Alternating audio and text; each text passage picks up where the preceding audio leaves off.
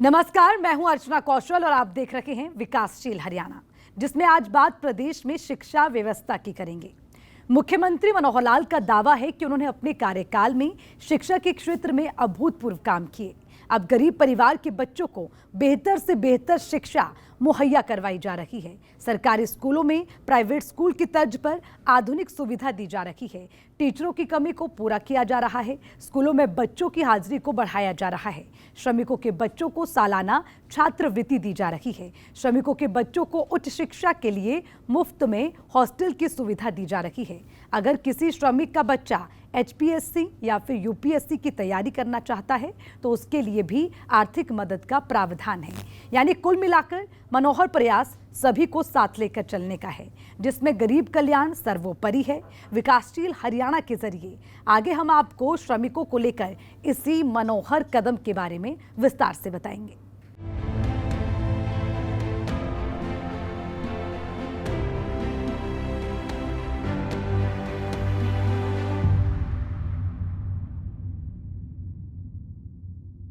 मुख्यमंत्री मनोहर लाल का दावा है कि उन्होंने अपने कार्यकाल के करीब 8.5 साल में कई ऐसे काम किए जिससे हरियाणा दूसरे प्रदेशों की तुलना में कहीं तेजी से आगे बढ़ रहा है। और इस विकास की रफ्तार में मनोहर प्रयास सभी को साथ लेकर चलने का है।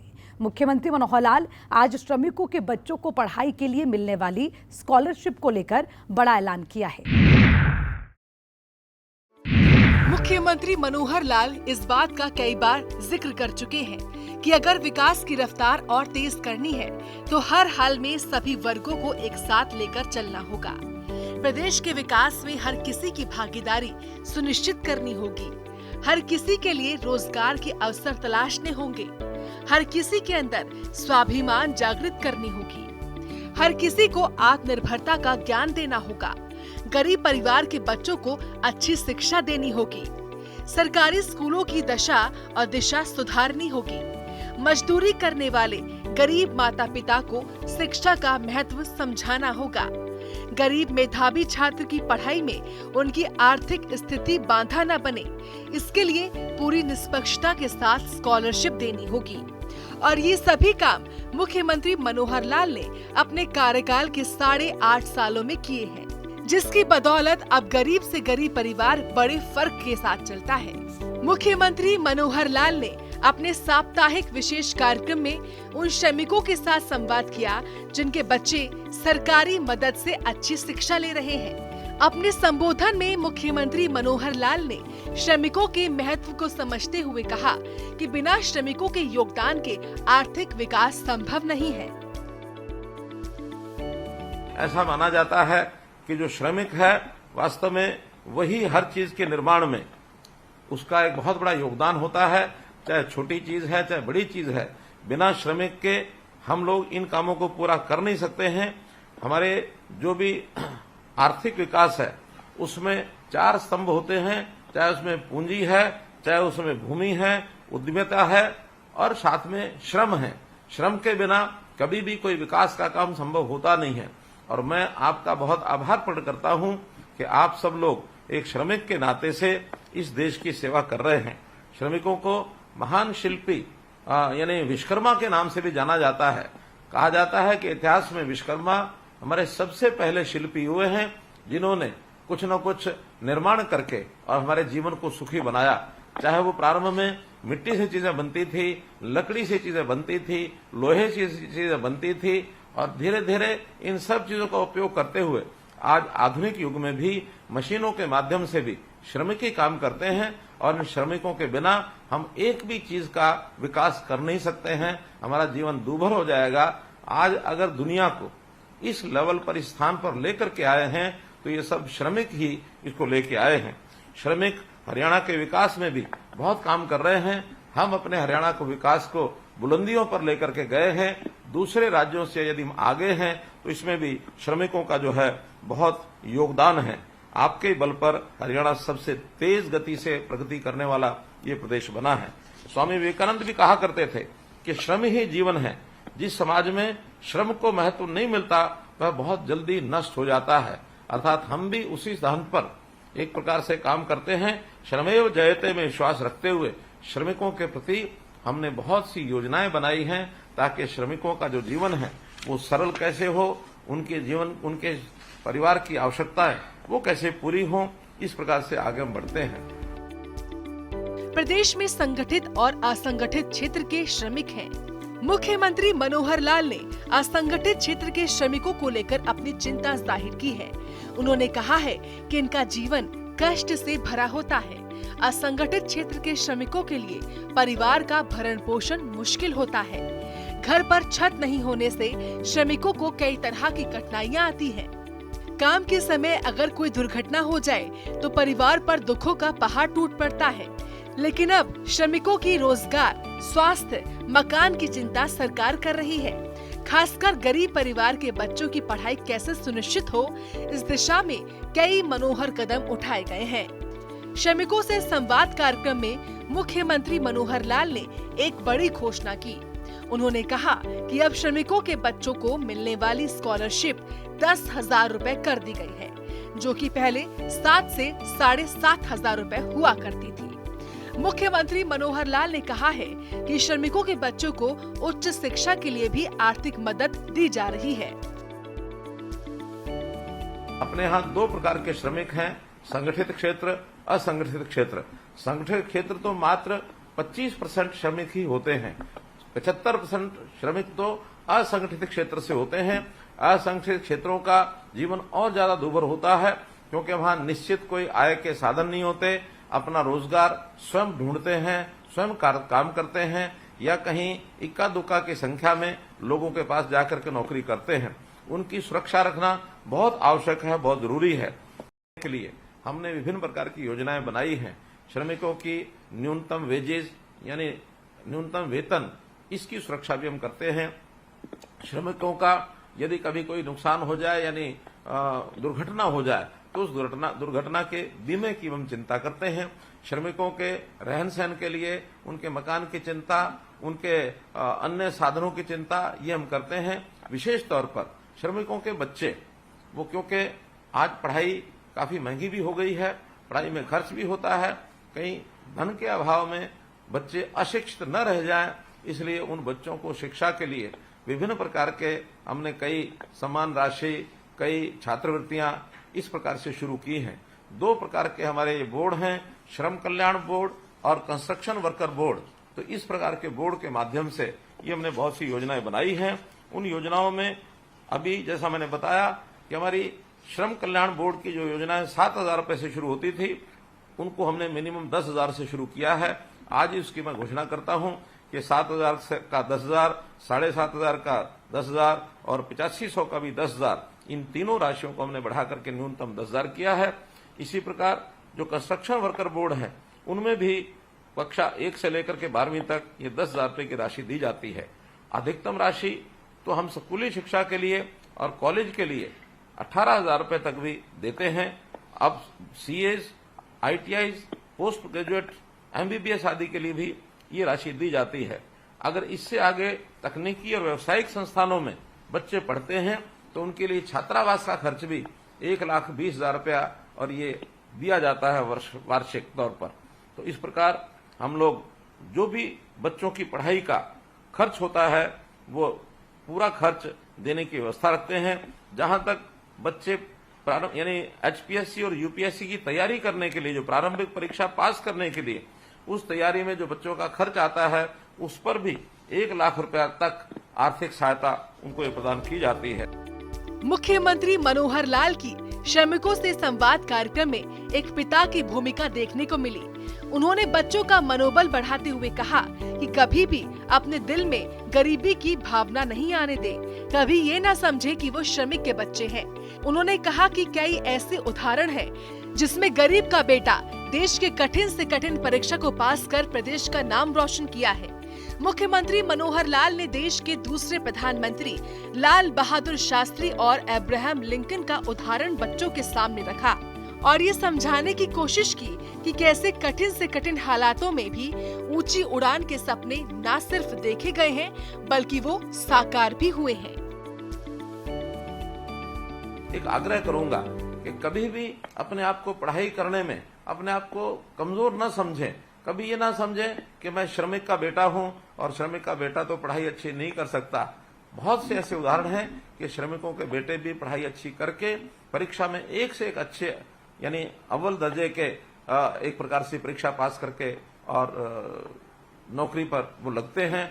और मैं तो स्वयं कई बार ऐसे उदाहरण देता हूं कि अभी पिछले दिनों में गांव में गया, वहां सरकारी स्कूलों के 10वीं से लेकर के और 12वीं तक के बच्चे जिनको मैंने पुरस्कार वितरण किए, उन्होंने 85%, 90, 95, 97, 98, 99% तक भी उन बच्चों ने और अंक लिए हैं। तो कोई भी एक गांव का बच्चा, किसान का बेटा, श्रमिक का बेटा अगर पढ़ाई करके, एक कमरे में पढ़ाई करके भी बच्चे ऐसे हैं जिन्होंने यूपीएससी के एग्जाम दिए हैं और यूपीएससी को पास किया है। कभी भी अपने मन में एक उत्साह जागृत हो तो हम पढ़ाई में अगर अच्छा मन लगा करके करेंगे तो किसी स्थान पर भी पहुंच सकते हैं। हरियाणा के बच्चे अब पढ़ाई में बहुत शौकीन बन करके और उनको आगे बढ़ रहे हैं, क्योंकि अब हमने सरकारी नौकरियों में मेरिट को और ये तरजीह देनी शुरू की है। मिशन मेरिट ये हमारा लक्ष्य है। योग्यता के आधार पर ही अब नौकरियां मिलनी शुरू हुई हैं, तो बच्चों की पढ़ाई में जो रुचि बढ़ी है इसका बहुत बड़ा एक लाभ हुआ है। हमारे यहाँ कोचिंग सेंटर्स, उसमें भी बहुत भीड़ लगने लगी है। लाइब्रेरीज में भी भीड़ लगने लगी है। गांव-गांव में हमने लाइब्रेरीज भी खोलनी शुरू की हैं। कभी भी चाहे वो गांव का बच्चा हो, शहर का बच्चा हो, गरीब का बच्चा हो, उसको मन का एक उत्साह रखना चाहिए। उदाहरण के लिए हमारे पास बहुत ऐसे उदाहरण हैं जो कभी भी आप उनके बारे में पढ़ेंगे तो आपको लगेगा कि हाँ, कोई भी एक छोटे परिवार से भी बढ़ करके आगे बढ़ सकता है। अगर हम अपने देश के पूर्व प्रधानमंत्री लाल बहादुर शास्त्री जी का उदाहरण लें तो बहुत ही गरीब परिवार से वो संबंध रखते थे। उनके पास गंगा नदी का एक छोर से दूसरे छोर पर जाने के लिए, नाव में देने के लिए एक पैसा भी उस समय नहीं होता था और एक पैसे के बिना वो नदी को तैर करके पार करके और अपने स्कूल में जाते थे। और एक दिन ऐसा आया कि वो अपने देश के प्रधानमंत्री बने। ऐसा ही एक विश्व विख्यात उदाहरण अगर मैं आपको दूं तो अब्राहम लिंकन अमेरिका के राष्ट्रपति, अपनी पढ़ाई उन्होंने पार्क में बैठ करके स्ट्रीट लाइट के नीचे पढ़ाई की है। और जो पार्क में रात्रि को बैठकर, उनके घर में बिजली नहीं थी, तो वो जो पार्क में बैठ करके पढ़ाई करके और एक समय ऐसा आया अमेरिका जैसे देश के वो राष्ट्रपति बने हैं। तो बहुत बड़े बड़े उदाहरण भी हमारे सामने से आते हैं। हम भी अपनी इस पढ़ाई की व्यवस्था को निश्चित रूप से आगे बढ़ाएं और कभी भी अपने आप को पीछे नहीं करें। पढ़ाई के साथ साथ कौशल का ध्यान भी हमको रखना होता है। बच्चे पढ़ाई करते समय उस कौशल के आधार पर भी अपने जीवन को आगे बढ़ा सकते हैं। और न केवल बच्चे बल्कि अब तो जो श्रमिक हैं, आपके जो माता पिता हैं, जिन श्रमिकों से मेरी बात हो रही है, हम कई बार अपने हाथ के काम में लगे रहते हैं और हाथ के काम करते करते जीवन बीत जाता है। हमने आजकल अब श्रमिकों के लिए कौशल विकास की बहुत सी योजनाएं ऐसी बनाई हैं ताकि वो एक छोटी मोटी मशीनरी के साथ भी अपना काम कर सके और मैकेनिकल अगर सिस्टम में वो काम करने के लिए आगे बढ़ते हैं तो उनकी आय भी बढ़ेगी। कोई भी व्यक्ति मैकेनिकल छोटी मोटी ट्रेनिंग इस कौशल विकास के माध्यम से ले सकता है। अभी नए आयाम हमारे लिए खुले हैं। पिछले दिनों में हमने हमारा जो फॉरेन कोऑपरेशन डिपार्टमेंट अर्थात विदेश सहयोग विभाग जो सरकार का है, उसके माध्यम से जब विदेश के लोगों से बात की, उन्होंने कहा कि हमें कुशल श्रमिक ये चाहिए और कुशल श्रमिकों की मांग हजारों की संख्या में उनके पास आई है। और हम उसी हिसाब से कुछ लोगों को कुशलता के जो प्रोग्राम हैं वो नए सिखा करके और उनको विदेश भेजने की ये भी तैयारी कर रहे हैं। श्रमिक कल्याण की दिशा में बढ़ाए गए मनोहर कदम की जानकारी देते हुए मुख्यमंत्री मनोहर लाल ने कहा कि श्रमिक के दिव्यांग बच्चों को दी जाने वाली राशि को बढ़ाकर 2500 रूपए से बढ़ाकर 3000 रूपए मासिक कर दी गई है। श्रमिक परिवारों को कन्यादान स्कीम के तहत 3 बेटियों की शादी तक 51,000 रूपए दी जा रही है। इतना ही नहीं, अगर काम करते समय किसी मजदूर की मृत्यु हो जाती है तो परिवार को 5 लाख रुपए आर्थिक मदद दी जाती है। अगर श्रमिक किसी गंभीर बीमारी के चपेट में आ जाता है तो भी उसे 5 लाख रुपए की आर्थिक मदद दी जाती है। यानी श्रमिकों के बच्चों, खास करके ऐसे दिव्यांग बच्चे हैं, उनकी भी सहायता हम अलग से करते हैं। मानसिक रूप से अक्षम है उनकी सहायता करते हैं। उनको उनकी बेटियों की शादी पर हम 51,000 रुपया ये भी देते हैं। बेटे की शादी हो अथवा स्वयं की भी किसी श्रमिक की शादी हो, उस पर भी अनुदान देते हैं। तो इस प्रकार मुख्यमंत्री श्रम पुरस्कार योजना में भी हम 51,000 रुपये से लेकर के 2 लाख रुपया देते हैं। मेरा कहने का भाव ये है कि श्रमिक की सुरक्षा ये हमारे लिए बहुत महत्वपूर्ण है। श्रमिक अगर अपने काम करते समय कार्यस्थल के ऊपर दुर्घटना से मृत्यु हो जाती है तो 5 लाख रुपया उसके परिवार को भी हम देते हैं।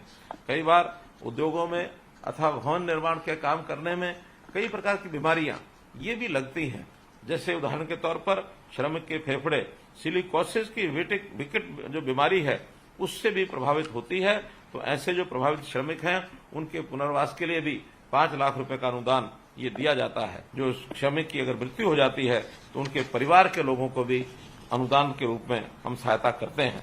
भाइयों बहनों, हमारे यहाँ जो हरियाणा राज्य कर्मचारी राज्य बीमा वेलफेयर है, इनकी सहायता, इनके माध्यम से भी 21,000 रुपए के कम वेतन पाने वाले को हम 24 लाख बीमित श्रमिकों और उनके आश्रितों को समग्र स्वास्थ्य सेवाएं ये प्रदान कर रहे हैं। अर्थात ईएसआई का लाभ ये भी भरपूर इन श्रमिकों को मिल रहा है। श्रमिकों की योजनाएं बहुत हमने बनाई हैं। मुख्यमंत्री मनोहर लाल ने कहा कि सरकार गरीब कल्याण के लिए जो भी योजना चलाती है उसका लाभ लेने के लिए अब किसी को भटकने की जरूरत महसूस नहीं होती है। पोर्टल के माध्यम से हर जरूरतमंद को लाभ पहुंचाया जा रहा है। सीएम मनोहर लाल ने कहा है कि प्रधानमंत्री श्रम योगी मान धन योजना के तहत असंगठित श्रमिकों के पंजीकरण में हरियाणा सबसे आगे है। अब तक 8,19,564 लाभार्थियों का पंजीकरण किया जा चुका है। वहीं अंत्योदय आहार योजना के तहत 10 रुपए में उच्च गुणवत्ता का भोजन उपलब्ध कराया जा रहा है। छोटी छोटी योजनाओं को पाने के लिए अब आपको किसी ऑफिस के चक्कर नहीं काटने पड़ते, बल्कि सारे सिस्टम हमने ऑनलाइन बना दिए हैं। और इन ऑनलाइन सिस्टम में आप सरल केंद्रों पर जाकर, अंत्योदय भवन में जाकर सीएससी सेंटर के माध्यम से आप अपना पंजीकरण करा सकते हैं। श्रमिकों के पंजीकरण के माध्यम से इन सब योजनाओं का लाभ लेने के लिए वो योग्य हो जाते हैं। इस प्रधानमंत्री ने भी श्रम योगी मानधन योजना ये शुरू की है। हर वर्ष 6,000 रुपया उनको मिलता है। अभी तक हरियाणा राज्य में 8,19,000 लाभार्थियों का पंजीकरण ये किया जा चुका है। यदि आपने पंजीकरण न कराया हो तो अवश्य अपना पंजीकरण कराएं, ताकि 6,000 रुपया ये वार्षिक प्रधानमंत्री जी की ओर से श्रम योगी मानधन योजना के अंतर्गत आपको दिया जा सके। तो मित्रों, इसी प्रकार जो लेबर कॉलोनीज है, हमने वहां पर अंत्योदय आहार योजना, इसकी कैंटीन्स बनाई है। 10 रुपए में खाना, इस प्रकार से किसी भी श्रमिक को, चाहे वो काम करने के लिए अपने कार्यस्थल पर है अथवा कॉलोनी में रहता है, हमने कई कार्यस्थलों पर भी इस प्रकार की ये जो योजना है, आहार योजना, इसकी कैंटीन्स ये बनाई है। और मैं अधिकारियों को कहूंगा कि जहां भी कहीं संख्या श्रमिकों की पर्याप्त है, वहां पर दोपहर के समय का भोजन उनको इन आहार कैंटीन्स पर मिले, तो ये कैंटीन्स, अंत्योदय आहार योजना की कैंटीन्स, ये भी बढ़ानी चाहिए। इसी प्रकार से बच्चों के लिए हम आगे भी और बहुत सी प्रकार की योजनाएं बनाएंगे। बच्चों की गुणवत्तापूर्ण शिक्षा को लेकर मुख्यमंत्री मनोहर लाल ने कहा है कि हमारी सरकार का इस ओर विशेष फोकस है। बच्चों को टैबलेट बांटे जा रहे हैं, स्कूलों को आधुनिक सुविधाओं से लैस किया जा रहा है, ताकि गरीब से गरीब परिवार के बच्चों को अच्छी शिक्षा मिल सके। मुख्यमंत्री मनोहर लाल खुद का उदाहरण देते हुए कहते हैं कि मैं एक किसान परिवार से आता हूं और बचपन के दिनों में संघर्ष झेलकर सीएम की कुर्सी पर बैठा हूं। आजकल जैसे हमको मालूम है कि बच्चों की पढ़ाई में आईटी का बहुत बड़ा महत्व हो गया है। अभी बच्चे अपने क्लास में जिस प्रकार से परंपरागत रूप से पढ़ते थे, कहीं कहीं स्मार्ट क्लासरूम भी बनाए थे, अब तो पिछले वर्ष से हमने बच्चों को, खास करके 10वीं, 11वीं, 12वीं के बच्चों को टेबलेट्स भी दिए हैं। अर्थात कंप्यूटर पर अपने घर बैठे भी वो पढ़ाई कर सकते हैं, उसका उपयोग कर सकते हैं। तो बच्चे जितनी सुविधाएं प्राप्त करेंगे उतना उनकी जो पढ़ाई है वो अच्छी होगी, और आगे चल करके हमारे परिवार का कोई बच्चा कहीं सफलतापूर्वक आगे बढ़ता है, वो अपने परिवार का भी नाम करेगा, अपने गांव का नाम करेगा, अपने जिले का नाम करेगा, प्रदेश का और देश का नाम करते हुए कहीं ऊंची छलांग लगा करके आगे भी बढ़ सकता है। आखिर तो जो हमारे गांव में या हमारे परिवारों में जिस प्रकार के हमारा जो मस्तिष्क है, हमारी जो योग्यता है, वो कई बार दबी रहती है, छुपी रहती है। तो इस छुपी हुई योग्यता को उभार करके आगे ला करके सरकार भी इसमें हर प्रकार का प्रयत्न करेगी, ताकि आप लोग आगे बढ़ सकें। गांव का आदमी जैसा मैं कई बार बात करता रहता हूं कि मैं अगर अपना भी उदाहरण दूं तो मैं किसान का बेटा हूं और किसान के बेटे के नाते मैंने खेतों में भी काम किया है, खेतों से यानी सब्जी तोड़ करके बाजार में बेच करके भी आया हूं। मुझे नहीं मालूम था कि एक दिन जनता का इतना प्यार मिलेगा, सहयोग मिलेगा और मैं यहां तक पहुंचूंगा। इसलिए प्रेरणा इन बच्चों को कहीं से भी मिल सकती है। आप भी बच्चों को, अपने बच्चों को इस प्रकार की प्रेरणा देते रहें। मुख्यमंत्री मनोहर लाल ने प्रदेश के निर्माण में श्रमिकों के योगदान को महत्वपूर्ण बताते हुए कहा है कि सरकार आपकी हर तरह से चिंता कर रही है, लेकिन आपकी भी ये जिम्मेदारी बनती है कि आप अपने बच्चों को शिक्षा दिलाएं ताकि आगे चलकर ये बच्चे देश और प्रदेश का नाम रोशन कर सके। ब्यूरो रिपोर्ट, सूर्य समाचार। नई राष्ट्रीय शिक्षा नीति को सबसे पहले क्रियान्वित करने वाले अग्रणी राज्यों में शुमार हरियाणा अपने बच्चों की बुनियादी शिक्षा को लेकर काफी सजग है और निपुण हरियाणा मिशन के तहत इस पर बड़ी तेजी से काम हो रहा है। हरियाणा के ग्रामीण इलाकों से आ रही तस्वीरें तो यही बयां कर रही हैं। देखिए चरखी दादरी जिले से ये खास रिपोर्ट।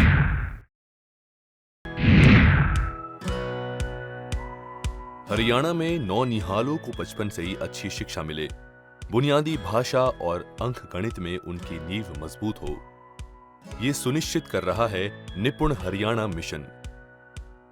मैं तो नहीं कहती कि कोई ये सरकारी स्कूल में कोई कमी है, बेटर ही होता जा रहा है सब कुछ। प्राइवेट स्कूल से बहुत ज़्यादा बेटर हो रहा है सब स्कूल। सरकारी स्कूल में बच्चों पढ़ा रहा हूँ, बहुत बढ़िया सुविधा मिल रही है। पहले जैसे बच्चे कम, अभी मास्टर बहुत ध्यान दे रहे हैं इन पे, और मान लो जो बड़ा कुछ काम दिया जा रहा है वो हमें पता लग रहा है, पहले से बहुत ज़्यादा इम्प्रूवमेंट है।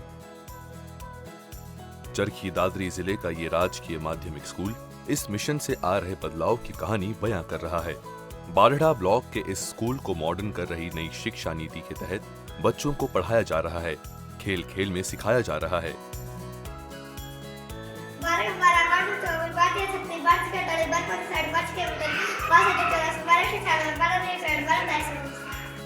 इस मिशन को लेकर टीचर्स भी खासे उत्साहित हैं। इसमें शिक्षकों को भी बच्चों को नए नए तरीके के पढ़ाने की ट्रेनिंग दी जाती है। बच्चे शिक्षा में पिछड़ गए थे, उनको उठाने में निपुण ने बड़ा विशेष सहयोग किया है ताकि वो मुख्य धारा में बच्चे अन्य बच्चों के साथ मिलकर पढ़ सके। निपुण द्वारा दी गई टीचिंग एड की मदद से काफी बच्चों में सुधार हुआ है। जो सरकार की जो ये निपुण है और FLN है, इनके माध्यम से बच्चे बहुत अच्छी तरीके से सीख पा रहे हैं। FLN में क्या है कि गतिविधि के माध्यम से बच्चे को पढ़ाना होता है, तो हम खेल खेल के माध्यम से बच्चों को यहाँ सिखाते हैं।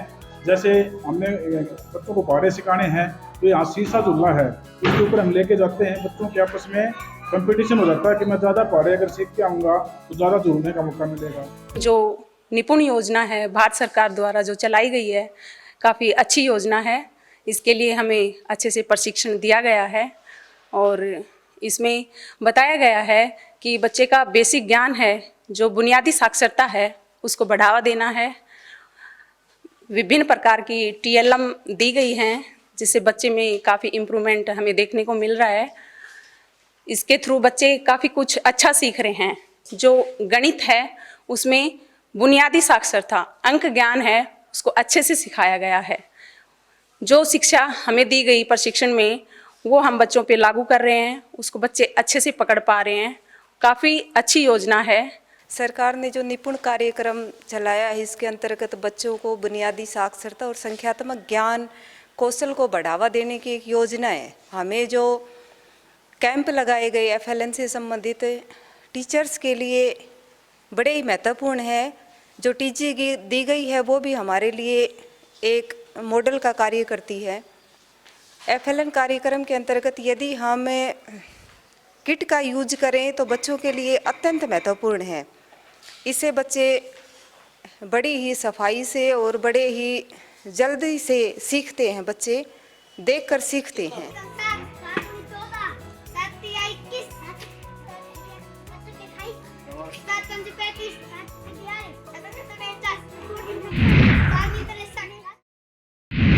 मनोहर प्रयास से बच्चे शिक्षित होंगे, जिससे देश और प्रदेश का भविष्य बेहतर होगा।